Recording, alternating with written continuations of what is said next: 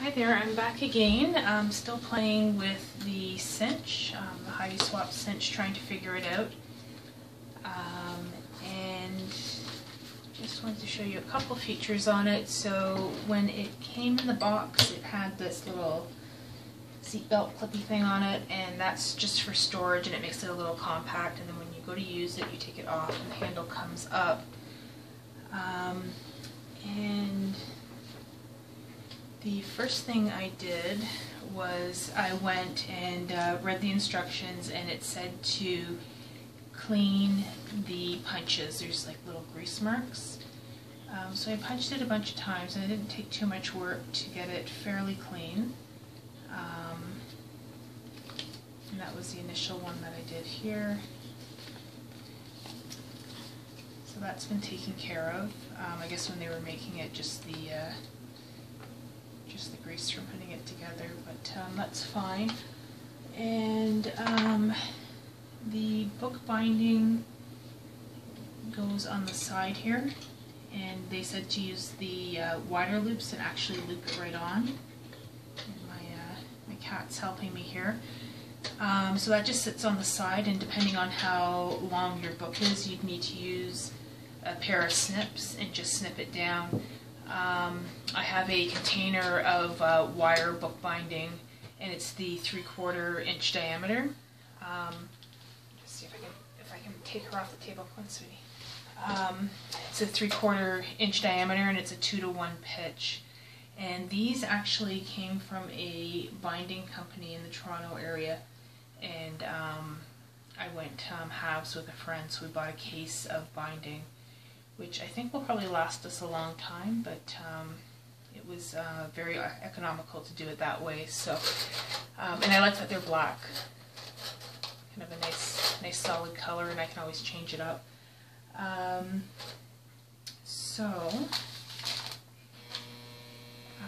What I'm making is a 4x6 mini book, or trying to figure out how to make it.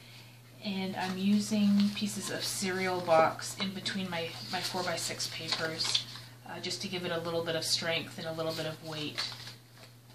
So I've already tried to punch a couple of the pages.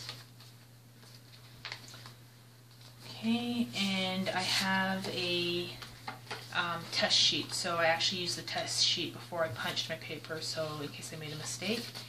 And when I lined it up, it looked good, and then I went ahead and actually punched my pages. So all the instructions are on the base here, which I really like. You don't have to worry about losing the instructions or having them handy. They're right on there.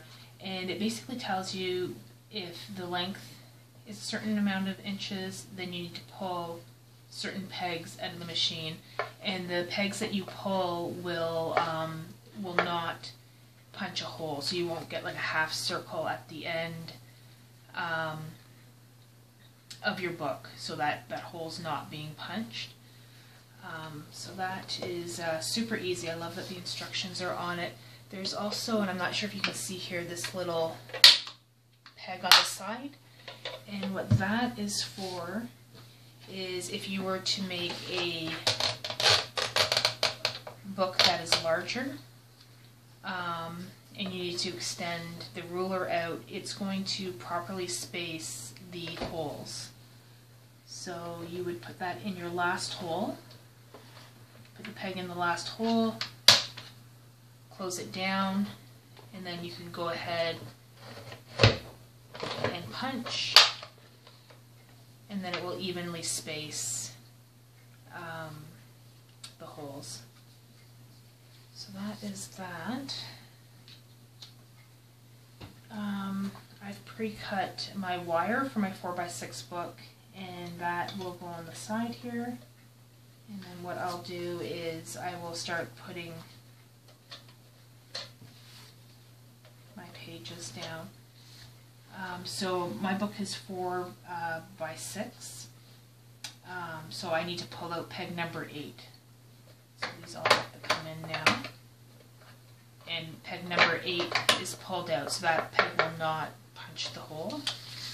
And I'm not going to do them all now, because I'm actually going to make some pockets and make some some different shaped pages, but I'll just do one here. I'll do the cereal box, and just put it right to the edge. We have peg number 8 pulled out, and then punch it down. And there we go. And that can be added on. But I need to put some paper on that. So once we have all the pages together, you would flip it around and put the binding in the back here and then cinch it. So for my binding, it's 3/4 diameter, so I have the knob at the 3/4 diameter mark, and then I would press it all the way down, and that would close the wire binding spirals. So I'll continue to work on it, and I'll come back with another video showing you how I put the book together and add some finishing touches. So thanks for looking.